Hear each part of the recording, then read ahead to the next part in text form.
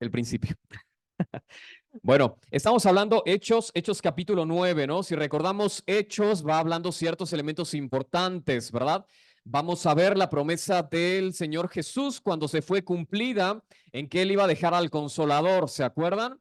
Están ahí en la fiesta de Pentecostés, llega el Espíritu Santo, ¿verdad? Y entonces todos empiezan a tener manifestaciones importantes del Espíritu Santo. Entonces, en Hechos podemos ver la promesa del Señor Jesús que hizo que iba a venir el Consolador. No solamente eso, vemos en Hechos también acerca de la creación de la iglesia, ¿verdad? Si bien la iglesia es algo que estaba en la mente del Señor durante toda la existencia, en algún momento aquí se viene a instaurar, por así decirlo, ¿no? Entonces comienza la iglesia, pero también vamos a ver un poco acerca de lo que es la vida del apóstol Pablo. Si bien Hechos de los Apóstoles habla de varios elementos, muchos colocan el título como Hechos de los Apóstoles o Hechos del Espíritu Santo. Me gustaría a mí más bien colocarlo como Hechos del Espíritu Santo a través de algunos apóstoles, ¿no? Porque no todos los apóstoles están presentes en este libro. La mayoría de los capítulos va a hablar acerca de Pablo.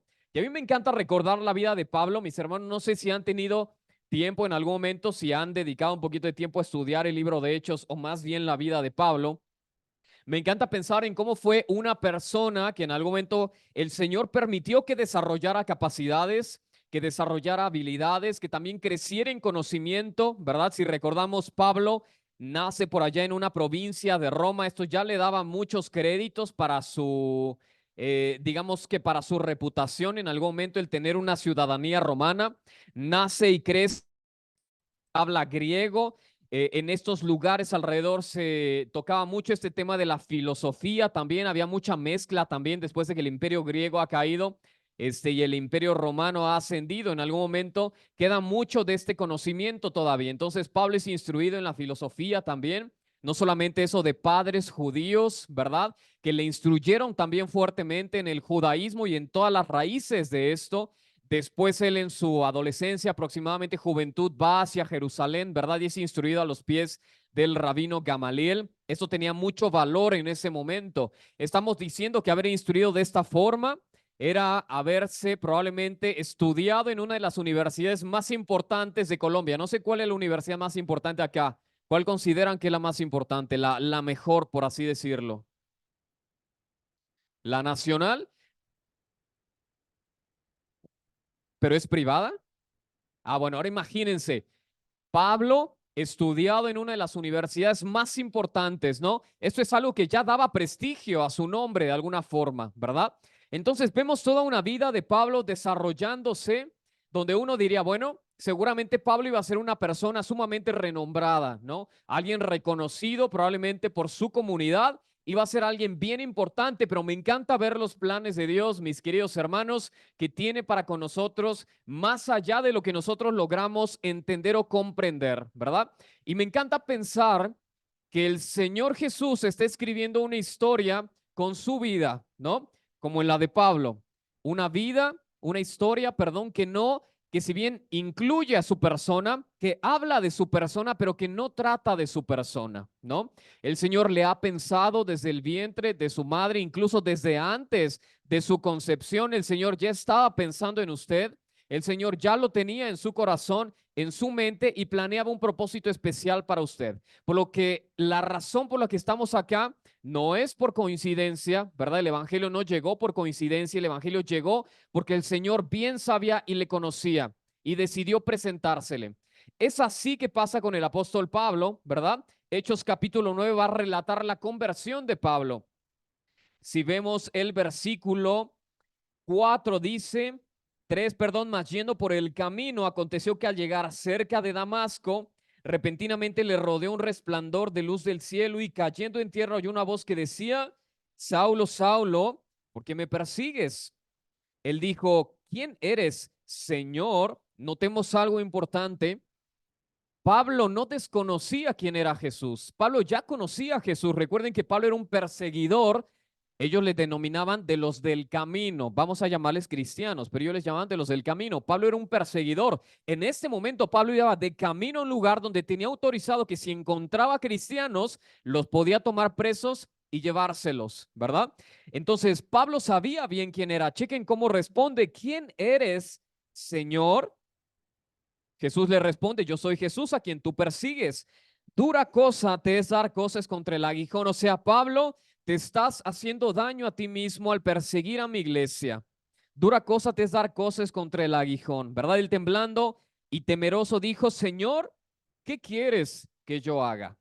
Esta parte se me hace sumamente especial, mis queridos hermanos, porque creo que habla de un proceso en la vida del cristiano que a veces tarda mucho tiempo en llegar, ¿no? A veces el Señor Jesús se nos presenta, se nos es presentado probablemente a través del Evangelio, como lo hicimos el día de hoy. Hemos recibido el Evangelio, pero ha pasado una cantidad importante, a veces inmensa de tiempo para poder responder de la forma que Pablo lo hizo. ¿Qué quiere, Señor, que yo haga? Mi pregunta para ustedes, mis queridos hermanos, es más allá del evangelio que pudo alcanzar su vida, de la salvación que ha obtenido en Cristo Jesús, se ha puesto delante del Señor a preguntar, Señor, ¿qué quieres que yo haga? ¿No? Creo que si analizamos nuestra vida, habiendo obtenido una salvación de Cristo, a veces caminamos en la vida cristiana totalmente ajenos a los intereses de Dios, ajenos a sus propósitos, probablemente sí, viniendo hoy miércoles, ¿verdad? ¿Es miércoles? Estamos perdidos con los días ahorita. Probablemente viniendo los miércoles, ¿no? A las noches de oración, pero el día jueves viviendo una vida como cualquier persona, ¿no? El día viernes también, en nuestro trabajo totalmente desinteresados del Señor, hasta el día domingo que venimos y adoramos para volvernos a ir y vivir una vida común y corriente. A mí me parece tan especial como el Señor le dice, se le presenta a Pablo y Pablo responde, ¿qué quieres, Señor, que yo haga? Un tiempo que pasa amplio en la vida del creyente. No solamente eso, me gusta ver lo que el Señor después hizo porque se lo llevaron, ¿no? Entraron a la ciudad. Acuérdense que Pablo pierde la vista, no sabemos cuál haya sido la razón, el resplandor del cielo probablemente, que lo deja ciego. Sin embargo, el Señor Jesús se le presenta a unas personas a través de ángeles y le dice, bueno, yo necesito a uno de los discípulos llamado Ananías que vayas al lugar donde está Pablo y te le presentes porque yo necesito decir cosas importantes, ¿no? De modo que dice el versículo 11, levántate y ve a la calle que se llama derecha y busca en casa de Judas a uno llamado Saulo de Tarso, porque he aquí, él ora y ha visto una visión a un varón llamado Ananías que entra y le pone las manos encima para que recobre la vista. Dice Ananías, responde, Señor, he oído de muchos acerca de este hombre, cuántos males ha hecho. Ananías estaba aterrado por esto. Imagínense ser usted cristiano, que hay una persona por allá que le digan, este hombre está tomando cristianos, los está llevando presos y hasta los están matando. Pero usted, hermano, vaya con este hombre y dígale lo que tengo que decirle. Ananías tenía miedo. He oído de muchos acerca de ese hombre, cuántos males ha hecho en Jerusalén y aún aquí tiene autoridad de los principales sacerdotes para aprender a todos los que invocan su nombre. Y el Señor le dijo, escuchen bien esto porque es sumamente glorioso en sus implicaciones. Ve, porque instrumento escogido me es este para llevar mi nombre en presencia de los gentiles y de reyes y de los hijos de Israel, porque yo le mostraré cuánto le es necesario padecer por mi nombre, ¿no? Mis hermanos, creo que el Señor nos ha llamado a una vida, todos hemos sido llamados acá si han querido el Evangelio, nos ha llamado a una vida que déjenme decirle, mis queridos hermanos, no es sencilla, ¿no? Nos encontramos a muchos opositores, probablemente en el camino, desde sus propios familiares, ¿no es así? Personas que sabiendo que son creyentes, ustedes ya cortaron la relación con ustedes, ¿no? Hoy lo vimos probablemente en el tiempo de evangelismo, ustedes saben, mucha gente se fue, de todos los que empezaron, ellos se fueron, probablemente algunos habrán dicho, no me interesa lo que ellos están hablando, eso es mentira y eso quizás es de lo más leve que podemos vivir, pero ¿qué hay de las escuelas? Probablemente cuando nuestros hijos, sabiendo que son creyentes, sufren de bullying, ¿no? Probablemente cuando estamos en el trabajo y las personas se enteran que nosotros creemos fielmente en el Señor, probablemente ya haya algún tipo de rechazo. Naturalmente, mis queridos hermanos, el Evangelio va a producir de nosotros un rechazo a las personas. ¿Por qué? Porque la gente, el hombre natural, aborrece la luz, ¿verdad? Entonces, uno de los elementos que tenemos que entender acá, mis hermanos, es que el llamado que tenemos en Cristo va a implicar en muchas veces algún tipo de sufrimiento, ¿verdad? Pero me encanta pensar también, si lo vemos ahí en Filipenses, me encanta ver la vida de Pablo después de que él fue tomado, ¿verdad? Y el Señor lo llevó. Los siguientes capítulos de Hechos van a relatar los viajes que él tuvo en distintos lugares, cómo fue aprendido en algún momento, cómo se le reveló que él iba a sufrir, que iba a ser encarcelado, que iba a ser golpeado, ¿verdad? Pero su fe permanecía firme en su mente a pesar de las dificultades, ¿no? Y esto no importa qué dificultad, mi hermana, porque no solamente a veces es rechazo de la gente, a veces también son situaciones que vivimos en el día a día propias de nuestra carne, ¿verdad? Sufrimientos por temas de enfermedad, sufrimientos por temas económicos también, a veces también derivados del cristianismo. Y el tema es que el enemigo va a colocar ciertas cosas en nuestra vida para al final desenfocar nuestra mirada. A mí me encanta cómo el apóstol Pablo es llevado y ahí le dicen en algún momento, hey, cuidado con entrar a esa ciudad porque te van a tomar, te van a apresar así y te van a llevar a la cárcel en algún momento, ¿no? Y me encanta su respuesta porque para él es, a ver, para esto es lo que estamos hechos, para esto vamos a hacer esto, ¿no? Y él continúa en este ministerio. Sin embargo, cuando vamos ahí en capítulo 1 de Filipenses, me encanta cómo Pablo hace una de las declaraciones más gloriosas que a veces nos cuesta mucho entender, ¿verdad? Versículo 20, conforme a mi anhelo y esperanza de que nada seré avergonzado y antes bien con toda confianza como siempre, ahora también será magnificado Cristo en mi cuerpo por vida o por muerte, porque para mí el vivir es Cristo y el morir es ganancia. Lo hemos escuchado muchas veces, ¿no? Qué drástico cambio desde una persona que vivía para apresar al cristiano, una persona que fue totalmente transformada por el Señor para ahora decir, para mí el vivir es Cristo y el morir es ganancia, ¿no? Mi pregunta para ustedes es, hace un tiempo una amiga me decía, oye, ¿por qué la Biblia dice ¿por qué si la Biblia dice que morir es ganancia, por qué Dios castigaba a las personas con muerte en el Antiguo Testamento? Y mi tema es que la Biblia no dice que para que morir sea ganancia, ¿eh? La Biblia dice que para Pablo morir era ganancia. Mi pregunta es, ¿cuándo va a ser ganancia morir? ¿Cuándo morir va a significar algo que agregarle a la vida del cristiano? ¿Cuándo va a ser esto así? Creo que la respuesta está tan cerca de esto mismo, porque para mí el vivir es Cristo. La única forma, mi querido hermano, que un día morir sea ganancia, va a ser cuando vivir sea Cristo. Y mi pregunta es para usted, ¿quién es su vivir el día de hoy? ¿Por quién gasta su vida? ¿En quién invierte su vida? Su mente, a veces la energía emocional también. Vivimos un día en el día a día afanados por tantas cosas que el Señor prometió que a quienes le aman le va a proveer, ¿verdad? Pero nuestra mente está constantemente cautiva por los afanes de este mundo, ¿verdad? Pensamos tanto a veces en el dinero que nuestro enfoque es solamente qué voy a hacer para comer el día de mañana y me olvido totalmente de Cristo, ¿no? Empezamos a vivir tanto por las cosas materiales que nos olvidamos a veces siquiera de tener nuestro propio tiempo con el Señor, ¿verdad? Y vivimos una vida totalmente lejos de los intereses de Dios. Me encanta el versículo, el capítulo 3. Chécate, Pablo, versículo 12 dice del capítulo 3 de Filipenses, no que lo haya alcanzado ya, ni que ya sea perfecto, sino que prosigo por ver si logro hacer aquello para lo cual fui también nacido por Cristo Jesús. La razón por la cual usted está aquí habiendo recibido el Evangelio es que el Señor tiene un propósito que usted tiene que conocer y que usted tiene que perseguir diligentemente en su vida. Hermanos, yo mismo no pretendo ya haber alcanzado esto porque es un proceso que va a durar toda la vida, en el cual caminaremos con diligencia, pero una cosa algo, olvidando ciertamente lo que queda atrás. Si algo marcó el Evangelio de su vida, es un antes y un después, ¿verdad?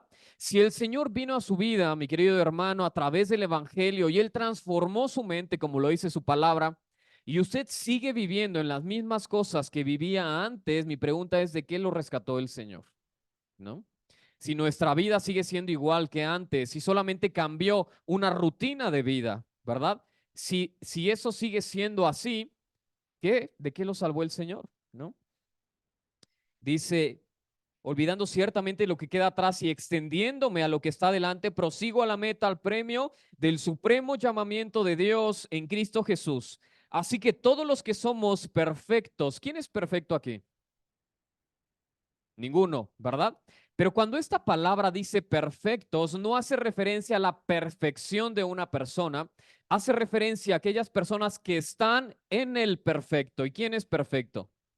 O sea, cuando le dice a todos los que son perfectos porque están en quien es perfecto, ¿a quién se refiere? A todos nosotros, ¿verdad? A los que hemos creído en Cristo. Dice, a todos los que somos perfectos, dice, esto mismo sintamos. Y si otra cosa sienten, esto también se lo revelará a Dios. Pero en aquello a lo que hemos llegado, sigamos una misma regla y sintamos una misma cosa. Hermanos, sean imitadores de mí y mirad a los que así se conducen según el ejemplo que tienen en nosotros. Porque escuchen bien, mis hermanos, ahí andan muchos de los cuales os dije muchas veces, y ahora lo digo llorando, que son enemigos de la cruz de Cristo. Chequen quiénes son los enemigos de la cruz de Cristo. El fin de los cuales será perdición, dice, cuyo Dios es el vientre y su gloria es su vergüenza, que solamente piensan en lo terrenal. Nuevamente, ¿dónde está su mente, mis hermanos, el día de hoy? ¿Dónde están sus esfuerzos, verdad? ¿Dónde está colocado su corazón? En algún momento alguien nos decía por allá, dime qué es aquello en lo que más piensas todo el día y te diré quién es tu Dios, ¿verdad? Dime aquello que en algún momento mueva fuertemente tus emociones cada día y te diré quién es tu Dios. ¿Qué mueve su corazón, mis queridos hermanos? Hemos hablado sobre el Evangelio. ¿Es el Evangelio, es la obra de Cristo algo que realmente está encendida en su corazón? Me encanta ver una iglesia unida en algún momento que se reúne para alabar al Señor, porque eso habla de unidad.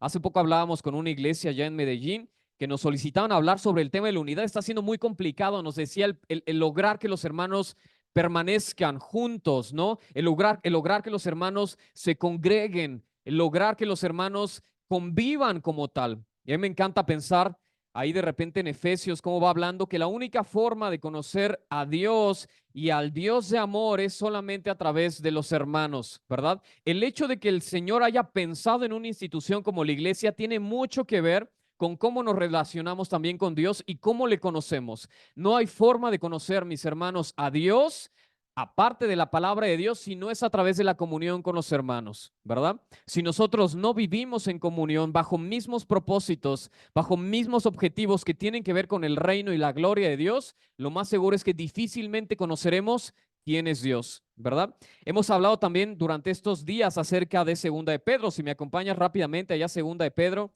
me encanta también el poder ver cómo el Señor nos ha dejado ciertos elementos, ¿verdad? Y ciertos, este, eh, ciertos recursos también que nos van a ayudar en entender cómo el Señor funciona para con nosotros. Segunda de Pedro, capítulo 1, dice lo siguiente, y ya estamos por terminar. Segunda de Pedro, segundo que llego, segunda de Pedro, capítulo 1, dice lo siguiente, versículo 3, como todas las cosas que pertenecen a la vida y a la piedad nos han sido dadas por su divino poder, mediante el conocimiento de aquel que nos llamó por su gloria y excelencia, por medio de las cuales nos ha dado preciosas y grandísimas promesas, para que por ellas puedan llegar a ser partícipes de la naturaleza divina, habiendo huido de la corrupción que hay en el mundo a causa de la concupiscencia. Vosotros también poniendo toda diligencia, por esto mismo dice, añadida su fe virtud, a la virtud conocimiento, dominio propio, paciencia, a la paciencia piedad, a la piedad afecto fraternal y al afecto fraternal amor. A mí me encanta ver algo aquí en Segunda de Pedro, y es que el Señor coloca el conocimiento de Dios como una de las herramientas indispensables para que nosotros seamos partícipes de las bendiciones que Él tiene para nosotros. Versículo 2 dice, gracia y paz sean multiplicadas en el conocimiento de Dios y de nuestro Señor Jesucristo. Si de repente, mi querido hermano, no hay paz en su vida, ¿verdad? Siente que no hay paz, como lo hablamos en el evangelismo, ¿verdad? Que hay conflictos y demás. Lo más seguro, mis queridos hermanos, es que no estamos creciendo en el conocimiento de Dios, ¿verdad? Por esto es importante también que nosotros nos congreguemos, ¿verdad? Que juntos crezcamos en unidad para que conozcamos aquello que el Señor tiene para nosotros, ¿no? Dice entonces ahí era el versículo 3, todas las cosas que pertenecen a la vida y a la piedad nos han sido dadas por su divino poder mediante el conocimiento de aquel, ¿no? Que nos llamó por su gloria y su excelencia. Mis queridos hermanos, solamente es una reflexión breve, quizás viendo la vida de Pablo. a que ustedes también puedan permanecer firmes, ¿no? Hemos hablado sobre el tema de talleres de evangelismo. Esto también es para alimentar a la iglesia. Queridos hermanos, permanezcan firmes, juntos y creciendo unánimes, dice la palabra del Señor también, congregándose también constantemente, creciendo también en el conocimiento de Dios. Esto es parte de lo que el Señor nos llama a hacer para vivir como dignos de Cristo, ¿no? Entonces, al final de cuentas, mis queridos hermanos, me encanta pensar cómo el Señor también nos muestra a través de la vida de Pablo, cómo en algún momento, el día que nuestros objetivos en la vida sean nuestros trabajos, ¿verdad? Nuestros amigos probablemente, el dinero y demás, ese día sufrir seguramente será una agonía, ¿verdad? El día que nuestro corazón y nuestra mente esté colocado en las cosas terrenales, ese día morir va a ser una agonía. Pero el día que nuestra vida, nuestra mente y nuestro corazón esté enfocada en Cristo, ese día morir va a ser ganancia para nosotros, ¿no? Entonces sigamos firmes, mis queridos hermanos, sigamos adelante en el conocimiento de Dios, sigamos adelante con una iglesia activa también en el Evangelio, sigamos adelante también juntos creciendo como un cuerpo mismo, ¿verdad? Entonces me gustaría quizás orar en esta tarde para dar gracias a Dios y continuar a un tiempo de oración que tenemos breve también, ¿no? Padre, te damos gracias por este día, gracias Señor porque nos permites estar juntos, reunidos acá. Esto es solamente por tu gracia, solamente es algo que haces en tu amor, que haces en tu misericordia, el tomar muchos pecadores, Señor, y unirlos en un mismo pensamiento, en una misma fe y en un mismo propósito. Señor, todos necesitamos ser motivados a seguir creciendo en unidad, Padre, a olvidarnos del pasado, como en algún momento el apóstol Pablo lo hizo, para mirar al frente en una vida que sea caracterizada por tus intereses, por el reino y por tu gloria. Señor, estamos en una sociedad que en algún momento está atacando fuertemente el cristianismo desde distintos puntos, ¿verdad? No es la excepción este lugar acá. Necesitamos de una iglesia que crezca firme también en poder comunicar tu palabra, en ser luz en el lugar en el que tú los coloques, Señor, ya sea en sus trabajos, en sus iglesias, en sus escuelas, también en distintos lugares. Padre, ruego por cada uno de los hermanos que se congregan en este lugar, que tú sigas alimentando su vida para que ellos sigan creciendo en conocimiento de tu persona y vivan como dignos de ti. Te agradecemos, Señor, por este tiempo. Permítenos ahora en un tiempo de oración poder alabarte también, adorarte también por lo que tú has hecho, Señor, por lo que tú sigues haciendo en nuestra vida y por lo que sabemos que harás el día de mañana solamente por tu gracia, para tu gloria. Te agradecemos por esto, Padre, en el nombre de Cristo Jesús. Amén.